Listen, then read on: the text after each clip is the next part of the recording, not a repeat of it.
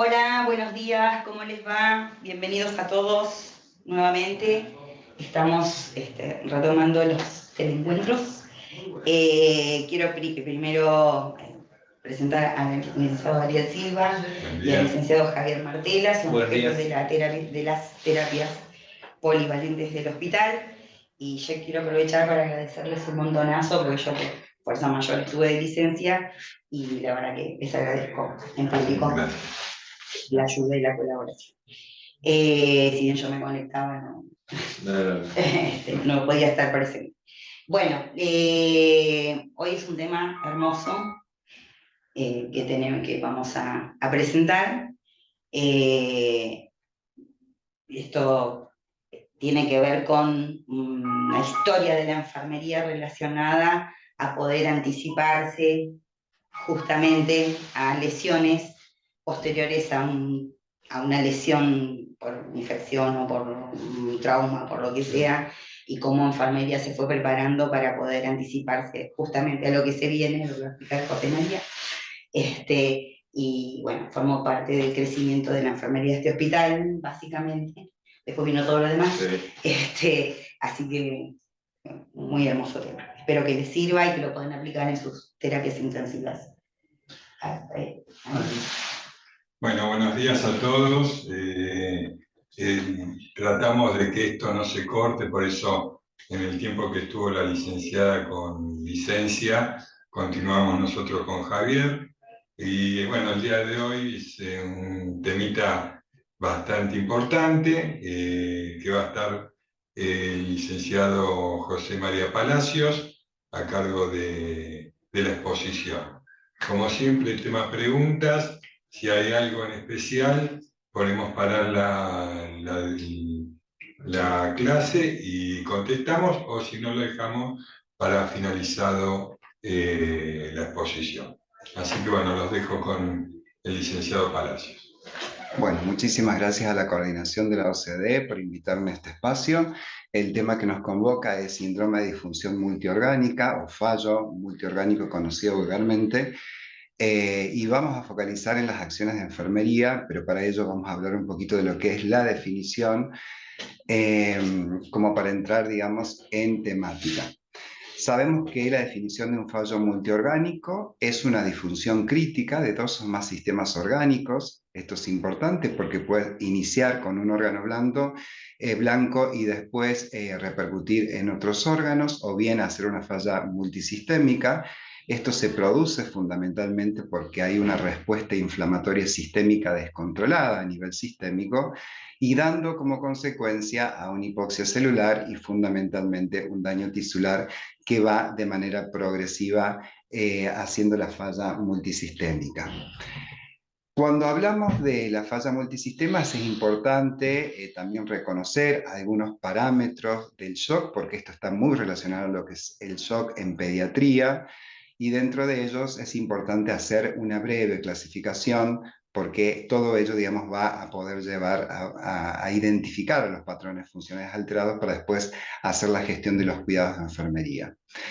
La falla más frecuente que se produce dentro de la población infantil es la causa de shock hipovolémico. Es decir, que acá ya hay una disminución del volumen circundante, hay una disminución de la precarga, y los síntomas más frecuentes que vienen los niños a la consulta es porque comienzan a tener alteraciones gastrointestinales importantes, como diarreas, vómitos, ¿sí? Las quemaduras en sus grados, lo cual produce un desplazamiento a un tercer espacio, y fundamentalmente los traumatismos que pueden ser de índole abierta o cerrada. Eso es por un lado. Por el otro lado, el shock cardiogénico, que fundamentalmente de la causa es la falla de la bomba circulatoria, es decir, que hay un atrapamiento y un fracaso de la función ventricular, y todo esto, digamos, lleva a asociarlo a algunas causas dentro de la población infantil que esté relacionada directamente al postquirúrgico inmediato de los postoperatorios cardiovasculares, fundamentalmente en las cardiopatías congénitas y también en los taponamientos cardíacos. Dos entidades clínicas importantes a tener en cuenta acá son aquellos disturbios que se producen y que están relacionados con el shock obstructivo, que tiene que ver con el neumotórax y el hemotórax, ¿sí? Estas cuestiones que son muy frecuentes dentro de la práctica clínica intensivista, que tienen que ver fundamentalmente con el shock, tercer shock, que es el shock distributivo o obstructivo, que justamente se caracteriza por un aumento de ese gasto cardíaco, ¿no? Y una obstrucción del flujo de la salida de las cavidades venosas. Y por el otro lado, y no menor, es el shock séptico, que es aquel shock que se caracteriza, digamos, porque el propio cuerpo, a raíz de esta reacción inflamatoria excesiva, produce una liberación de endotoxinas o exotoxinas, producto de un germen, que puede ser microorganismo multiresistente, puede ser un hongo, una bacteria, un virus, que justamente lo que produce es una alteración del tono vascular. Asociado a esto, las causas más frecuentes en la práctica clínica crítica está relacionado a las infecciones asociadas a cuidados de la salud, donde hay diferentes focos a tener en cuenta. Puede ser un foco enteral, intestinal, urinario o neurológico, pero los patrones de vigilancia epidemiológica que siempre tenemos en la terapia intensiva están relacionados a tres dispositivos, que es la asistencia respiratoria mecánica, que puede ser un foco séptico asociado a una neumonía al ventilador, las bacteriemias asociadas al catéter venoso central y las infecciones del tracto urinario relacionadas a los catéteres urinarios. Todo ello conlleva, digamos, necesariamente a un desencadenamiento de mecanismos compensadores que la falla multisistémica repercute fundamentalmente en el aumento de la resistencia sistémica y en la disminución de la perfusión periférica. ¿Cuáles son los signos más frecuentes que podemos ver o detectar dentro de lo que es el examen clínico de enfermería a estos niños? Es la hipotensión como mecanismo compensador, una taquicardia, las extremidades están frías, es decir, que hay una disminución de la perfusión distal, por lo tanto, digamos, la valoración de los signos de los pulsos periféricos y centrales es muy importante. Y otra de las cuestiones clínicas a tener en cuenta es que el llenado capilar, ¿sí?, está más enlentecido que lo normal. Puede cursar el niño con una falla multiorgánica con fiebre o sin fiebre, depende la entidad clínica de los tipos de shock. Con respecto a la organización y plan de cuidados de enfermería, es importante tener en cuenta la etiología que, digamos, produjo esta alteración, pero vamos a focalizar en función de un objetivo muy general, que es, independientemente de haber comprendido la fisiopatología del síndrome de falla orgánica, hay que organizar un patrón, un plan de cuidados en función de los patrones alterados, ¿sí?, en función de un caso clínico que lo vamos a ir viendo y vamos a quedar abiertos a los interrogantes que puedan tener. Con respecto al aspecto cardiovascular o hemodinámico, es importante tener en cuenta que el paciente lo que le está fallando es la bomba cardíaca, por lo tanto el ventrículo, digamos, el llenado, está alterado. Es decir, que son pacientes que se hospitalizan en unidades de cuidados intensivos polivalentes, son pacientes que se monitorizan, digamos, hemodinámicamente los signos vitales, ¿sí? Y los controles exhaustivos tienen que ver con los aspectos hemodinámicos, como es la presión arterial, que puede ser invasiva o no invasiva, la frecuencia cardíaca, el relleno capilar, ¿sí?, y el control de la presión venosa central. Son parámetros hemodinámicos que nos van a dar en cuenta cómo está ese niño repercutiendo al shock. Generalmente estos pacientes, al estar en estado crítico, se necesita un acceso vascular central, por lo tanto uno de los más frecuentes que se coloca en pediatría son los accesos femorales o los yugulares.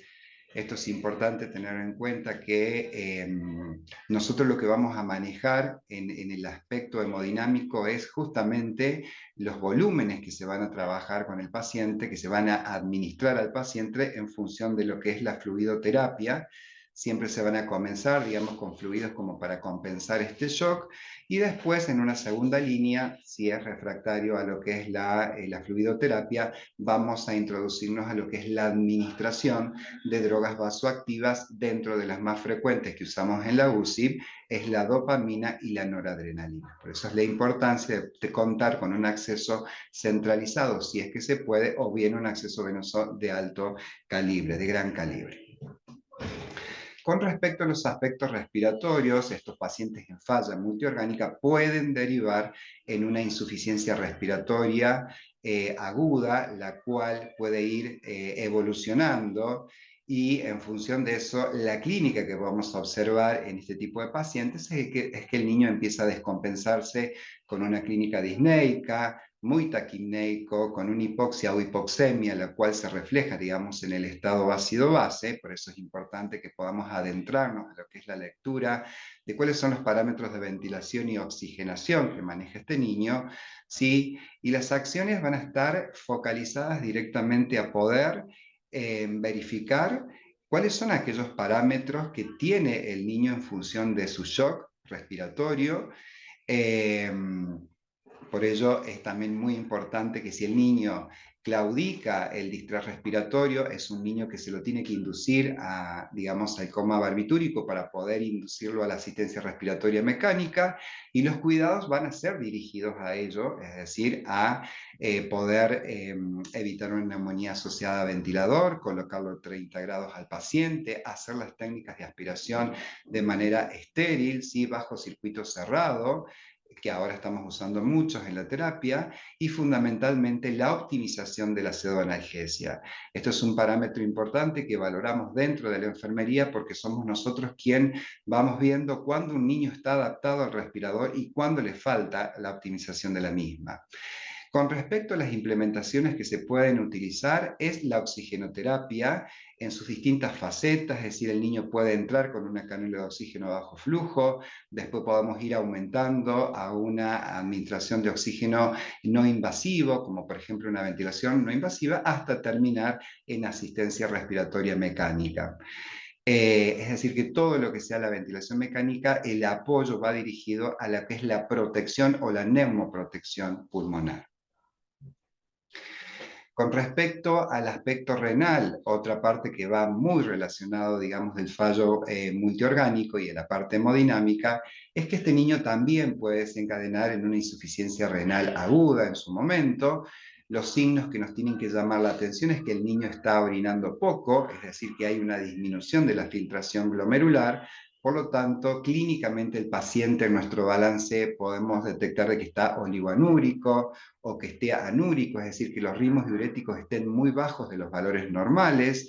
Puede que el laboratorio presente un aumento de la creatinina, el paciente puede estar con un edema generalizado, puede cursar acompañado, digamos, de una hipertensión arterial relacionado a este mal manejo de la distribución de la eliminación urinaria. ¿Sí? Y las acciones de enfermería van dirigidas fundamentalmente a lo que es el registro y control exhaustivo de balance. Nosotros en terapia intensiva hacemos el registro de balances cada 2 horas, e inclusive le hacemos el cálculo de ritmo diurético también en la misma planilla de enfermería. Son pacientes que necesitan manejar, digamos, el medio interno, por lo tanto, son candidatos a que se le pueda colocar un acceso urinario, de catéter urinario, ¿sí? Bajo técnica estéril y demás, con todos los cuidados que conllevan para no poder desarrollar una infección asociada al tracto urinario. Sí, como soporte terapéutico, son niños que pueden ir desde la hemodiafiltración, es decir, que se necesita en una fase crítica poder eliminar todo lo que es la filtración de los desechos y el exceso de líquido que pueda estar circulando en su organismo, ¿no? Pero todo se dirige a lo que es poder lograr optimizar el volumen y una perfusión renal adecuada. ¿Qué pasa a nivel hepático? Sí, son niños, digamos, que hay que tratar la causa subyacente, es decir, que lo que nosotros tenemos que focalizar es que clínicamente, si hay una introducción en la falla del hígado, el paciente comienza a tener un color más histérico, con un aumento de las enzimas hepáticas, comienza a registrar alteraciones de la glucemia o de la glicemia en sangre, ¿sí? Y es muy frecuente que los pacientes comienzan a tener alteraciones en la cadena de la coagulación. ¿Sí? La citis también puede cursar en casos graves, y los cuidados van a ir dirigidos fundamentalmente a valorar signos de sangrado. Esto es importante tener en cuenta porque el sangrado se puede presentar de manera activa o de manera pasiva, digamos, en lo que es la vía aérea alta, en la vía digestiva alta o baja, ¿sí? Tratar de ver los puntos de inserción, es decir, si tenemos catéteres centrales, sondas, ver, digamos, que no haya ningún tipo de sangrado, valorar de que el paciente, la catarsis, que no esté relacionada, digamos, a una melena, cuantificarlo, ¿sí? Ver la calidad de los vómitos también en la presencia de sangre y también valorar que el paciente no tenga hematuria, digamos, en la bolsa recolectora de orina, ¿sí? Son pacientes candidatos a ser compensados hemodinámicamente, por lo tanto, los hemoderivados como el plasma, la administración de la vitamina K y todo lo que sea, digamos, los glóbulos rojos y plaquetas, generalmente nosotros estamos haciendo el chequeo permanente entre el servicio de hemoterapia y las identificaciones del paciente en el marco de la seguridad. A nivel gastrointestinal puede que el paciente curse con alguna ausencia de los movimientos intestinales, esto es lo conocido como el hilio paralítico, puede estar con una distensión abdominal importante, ¿sí? Entonces los cuidados van a ir dirigidos justamente a esto, ¿no? Independientemente de la criticidad del niño, lo que se tiene que asegurar es evitar la translocación bacteriana, por lo tanto, precozmente iniciamos la alimentación enteral o parenteral, ¿no es cierto?, en este tipo de pacientes. El control del dolor es muy importante, ¿sí? Por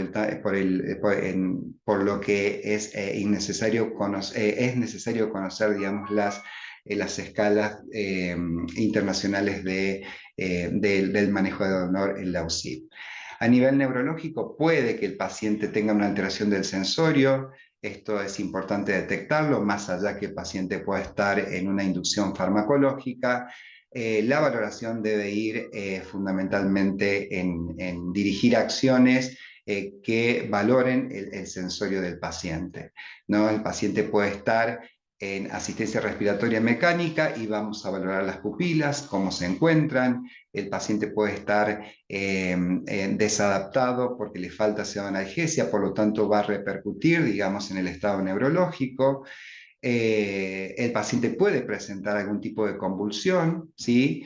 Y el soporte terapéutico va dirigido al manejo de los anticonvulsivantes y por el otro lado al manejo de la presión intracraneal, ¿no es cierto?, que muchas veces puede desarrollar con justamente un desplazamiento de la línea media y todas las cuestiones que conlleva una injuria del sistema nervioso central. A nivel hematológico también, es decir, que el paciente puede comenzar con un sangrado importante, es decir, que baja significativamente la hemoglobina y el hematocrito. El niño puede estar pálido, puede estar disneico, está muy propenso a estar leucopénico, ¿no es cierto? Porque justamente una de las causas que habíamos hablado es el shock séptico producto de algún tipo de infección.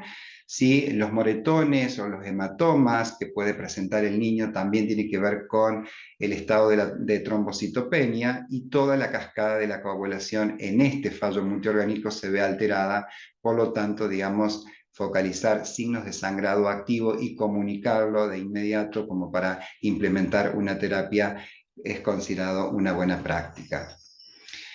Todo lo que conlleva al trastorno metabólico se focaliza fundamentalmente en las alteraciones electrolíticas, ¿sí? Como la hipercalemia, ¿sí? El paciente puede registrar en el monitoreo algún disturbio de la actividad eléctrica, por lo tanto, registrar alguna arritmia y comunicarla de inmediato es importante hacerlo. El paciente puede bajar el calcio, ¿sí? Y las convulsiones pueden estar asociadas a una disnatremia o un bajo déficit de calcio también. Y todo lo que es la compensación se refleja a través de una acidosis metabólica. El paciente comienza a estar mucho más taquipnéico con una respiración de Kussmaul, que la conocemos, ¿sí? Y el soporte terapéutico iría dirigido a lo que es la mantención y la corrección del medio interno, el cual digamos que se coteja con los laboratorios que se le practican al niño de manera rutinaria. Bueno, como para hacer una plataforma fáctica, una situación clínica, acá tenemos un paciente de 9 meses, el motivo del ingreso es una sepsis secundaria a una infección urinaria, que se ha complicado, sí ha tenido como un antecedente ser un niño prematuro de 32 semanas y ha estado hospitalizado con internaciones previas con diagnóstico de bronquiolitis. ¿Cuál es la situación actual del niño? El niño ingresa con fiebre, con una situación letárgica, taquicárdico y con un rechazo a la alimentación. Es decir, que al segundo día aumenta la dificultad respiratoria, es una dificultad severa, y esto lo lleva a que decidamos someterlo o introducirlo a la asistencia respiratoria mecánica. Evoluciona con anuria, con una hepatomegalia marcada y con una coagulopatía y una hipotensión persistente. Como dato de color, ¿sí? La oxigenación que maneja por estado ácido base es de 85%, con un oxígeno de alto flujo, por lo cual, digamos, es intubado. La presión arterial en ese momento era 60-35 milímetros de mercurio y la diuresis era de 0 mililitros en 8 horas. La creatinina iba en aumento en 2,1 miligramos por decilitro y el cultivo de orina dio un registro de positivo para Escherichia coli. Es decir, que este caso clínico nos lleva a pensar, dentro de todo lo que es el bloque más teórico que tuvimos socializando, es que el niño está en una falla multiorgánica y, como vemos, algunas de las características, tiene déficit en los pulmones, en el riñón, en el hígado y en la parte hemodinámica. Ahora, si nosotros tenemos que organizar los cuidados enfermeros, ¿sí? Y bueno, podemos implementar distintas taxonomías como la NAMDA, ¿sí? O Virginia Henderson, depende de las alteraciones donde nosotros podamos detectarlo. Algunos de los diagnósticos más importantes en este caso clínico es que el niño tiene un intercambio gaseoso deteriorado, ¿sí? Esto es producto, digamos, por el caso clínico. El objetivo sería de que pueda tener un valor de la presión de oxígeno por encima de los 92%, ¿sí? Y las intervenciones de enfermerías están focalizadas a lo que es poder manejar la vía aérea del paciente. Este paciente, recuerden de que está en asistencia respiratoria mecánica. Acá deberíamos aplicar todos los cuidados asociados a la vía aérea, ¿sí? Tanto el que es manejo de las secreciones, la optimización de la zooanalgesia, la colocación de en 30 a 45 grados para evitar las neumonías asociadas a ventilador, valorar, digamos, la condensación del dispositivo del respirador para que no haga, digamos, mal manejo y condensaciones que puedan precipitar a lo que es las neumonías asociadas.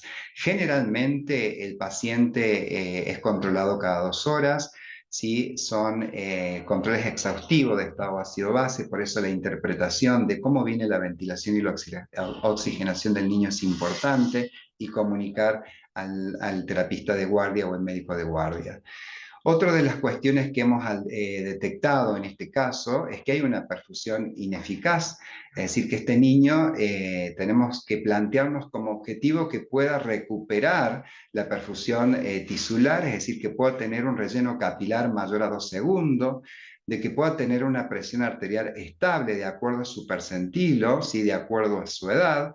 Por lo tanto, las intervenciones de enfermería van a ir dirigidas exhaustivamente a lo que es el control hemodinámico. ¿Sí? El control hemodinámico son pacientes que están, digamos, en un multiparamétrico, valorar los signos vitales. La presión venosa central es importante y muchas veces nos preguntamos realmente cuál es el valor óptimo para una PVC de un niño. Justamente es el valor, es una variable bastante subjetiva, pero mientras que el niño tenga buena filtración glomerular, que tenga buen ritmo diurético y que tenga, digamos, una presión arterial media para la edad, la presión venosa central, digamos, sería óptima para ello. Esto generalmente se controla cada 2 horas. Habíamos dicho que son niños que necesitan un acceso arterial, ¿sí? Justamente para el manejo hemodinámico y para la extracción del estado ácido-base. es importante, digamos, tenerlo y preparar nosotros el circuito arterial de manera estéril para poder tener un registro más objetivo. Otro de los cuidados, en el caso en particular que trajimos a colación, es que el niño, digamos, presenta anuria, ¿sí? Habíamos dicho que había tenido entre 0 mililitros kilo hora de ritmo diurético. Nosotros deberíamos asegurar de que este niño empiece a tener, digamos, un buen manejo de líquidos, que empiece a filtrar nuevamente su riñón, y que pueda tener una diuresis mayor a 1 mililitro kilo hora. Esto es importante tener en cuenta porque nos lleva a hacer un balance exhaustivo de ingresos y egresos con ritmo diurético y registrarlo en la planilla de enfermería. La nutrición también se encuentra alterada, ¿sí? Es decir, que independientemente o sin perjuicio de que el paciente pueda estar en un estado crítico, asegurar el trofismo enteral es importante para evitar focos infecciosos a nivel enteral. Generalmente comenzamos con una alimentación enteral atrófico, 5 mililitros hora, digamos, por una sonda nasogástrica, o bien si el paciente se encuentra en un estado más crítico, generalmente por el acceso venoso central administramos lo que es la nutrición parenteral. Y por otro lado, y no menor, nosotros dentro del hospital tenemos la filosofía de los cuidados humanos, los cuidados humanizados, con terapias de puertas abiertas. Sabemos de que un niño que se encuentra en una falla multiorgánica es un niño que potencialmente puede morir, porque es la realidad. Por lo tanto, el temor de la familia y la angustia es algo que nosotros podemos percibir permanentemente desde que llega a la terapia intensiva. Uno de los objetivos podríamos plantearnos con tratar de disminuir la ansiedad, y cómo lo logramos con una escucha activa, con una comunicación clara para con los representantes del niño, la madre, el padre, y con una intervención activa. Independientemente que esté en una falla multiorgánica, la madre y el padre puede pasar y puede colaborar con cuidados humanos que no se introduzcan dentro de las competencias de lo que es enfermería, y enfermería siempre presente, digamos, en ese aspecto. Como una conclusión, ¿sí?, a lo que es, porque sé que el tiempo es tirano y vamos a quedar abiertos a las preguntas. Sabemos de que el manejo del fallo multiorgánico es un desafío constante, como había dicho el licenciado Obando, digamos, de parte de enfermería, que requiere una intervención integral, interdisciplinaria y basada en cuidados humanos. Sabemos que el rol de enfermería en las terapias intensivas, más cuando debe manejar un paciente y valorar un paciente en falla multiorgánica, debe anticiparse clínicamente, ¿sí?, para poder implementar una terapéutica efectiva con el resto del equipo de salud. Y la gestión de los cuidados, ¿sí?, va a constituir una piedra clave, ¿sí?, en cada etapa del tratamiento, desde el inicio, el desarrollo y hasta el final, ¿sí? Como dice la Filmina, desde una evaluación inicial hasta la intervención y fundamentalmente el apoyo emocional, ¿sí?, que va dirigido en el marco de los cuidados humanizados. Muchísimas gracias. Gracias. Gracias, por favor. Excelente. Bueno, acá en el chat todavía no tenemos preguntas. Si alguien quiere consultar a través del chat o abrir el micrófono, como a ustedes les parezca, no hay ningún problema para que podamos intercambiar y también para que nos cuenten ustedes sus experiencias con respecto a este tipo de pacientes que son de los más críticos que uno puede tener en una terapia intensiva, ¿sí? Así que bueno, mientras los colegas van haciendo las preguntas, bueno, quiero primero felicitar a José por su exposición. La verdad que fue muy dinámica la clase, muy didáctica, y bueno, quería comentarle a todos que en nuestro hospital tenemos un set de shock séptico. Cuando un paciente entra en shock séptico, no esperamos que farmacia nos traiga la medicación o que la prepare, porque acá hay dosis, unidosis. Tenemos un shock séptico que todos los enfermeros están enterados de esa situación. Entonces hay un shock séptico con agujas para intraósea, antibióticos de amplio espectro y todo lo necesario para no esperar, porque las 60, 120 minutos de shock son los más valiosos, donde están las intervenciones de enfermería, obviamente el resto del equipo de salud. Pero bueno, acá estamos muy puntillosos en eso. Hablando en criollo, no queremos que se nos escape la tortuga, porque después no hay que correr el paciente, hay que adelantarse. bueno, lo que tiene que quedar claro es que ya todos sabemos, como dijo José, José María, es que justamente el fallo del resto de los órganos tiene que ver con hipoperfusión tisular, o sea que no llega el aporte de nutrientes y de oxígeno sobre todo a los diferentes tejidos, y sin oxígeno no podemos vivir, así que por eso empieza a fallar, y teniendo en claro eso, ¿sí? Y tomando las acciones que clarificó muy bien José María, uno se puede anticipar, ¿sí? Porque una cosa es un ratito de hipoxia en el riñón y otra cosa son muchas horas. Y esto que aportó Javier, que la primera hora de oro que se le dice, del shock séptico, es fundamental. Tal vez sobrevive igual si se lo doy 10 horas después del antibiótico, pero va a quedar muchas secuelas. Entonces, la idea es no solo curar la situación que genera el fallo sistémico, sino dejar la menor cantidad de secuelas posible, porque después hay que recuperar parte de eso y a veces no se logra en un 100% y bueno. Y eso también incluye a la familia, ¿no? Por eso nosotros estamos convencidos que el cuidado integral con la familia es lo más importante y es porque después con las secuelas van a quedar conviviendo el niño y su familia, ¿no? Nosotros después de la terapia ya no lo vemos. Entonces, bueno, que también es importante pensar en eso. Así cuanto más me anticipo, más mejor es para el niño y su familia. Exacto. No, sí. ¿Vos querés saber? No. No hay preguntas. Claro. Bueno, continuamos con el examen físico, al paciente cefalocaudal, los puntos periféricos, el relleno capilar, todas esas cosas que enfermería esté presente, sea valorada, como es acá, y bueno, reitero, siempre estar un pasito adelante, el terapista siempre tiene que estar un pasito adelante para evitar que las cosas se nos vayan de las manos. Exactamente. Bueno, si no tienen preguntas, nos vemos el martes que viene. Esperemos que se puedan conectar. A ver. Buen día. Nelly Reyes les saluda, enfermera de guardia. Sí. Pregunto en cuanto a la comprensión de la situación del paciente. Pueden surgir dilemas bioéticos. Si hay un equipo de contención emocional para las familias. Sí, hay un equipo de contención que es una psicóloga y una psiquiatra y se la trabaja en pos de la necesidad que tenga el padre, ¿no? Padre o madre.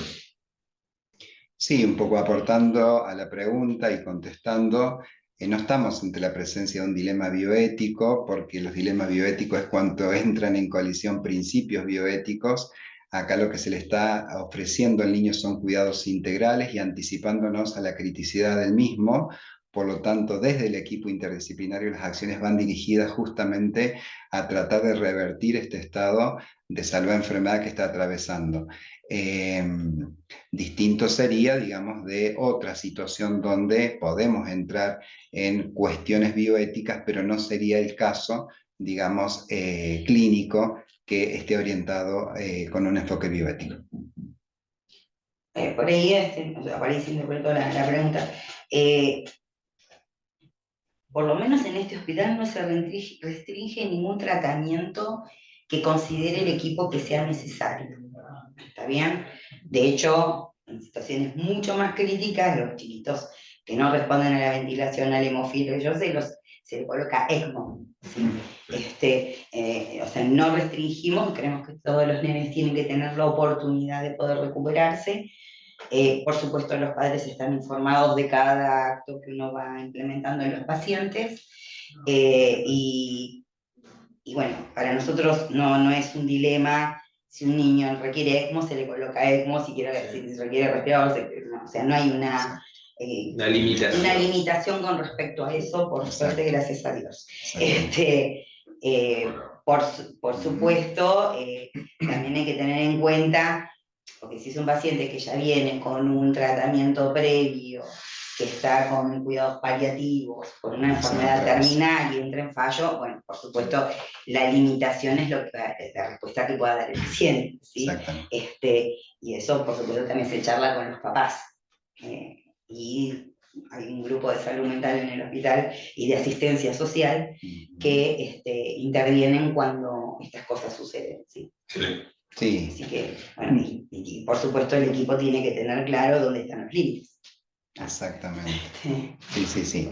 Sí, generalmente cuando tenemos algún paciente en enfermedad terminal y que puede entrar en fallo multiorgánico porque justamente puede hacerlo, sí hay un equipo interdisciplinario y en función de eso una intervención de paliativo donde nosotros empezamos a dirigir las acciones mínimamente invasivas, ¿no es cierto?, en función de el consenso interdisciplinario para el caso en particular.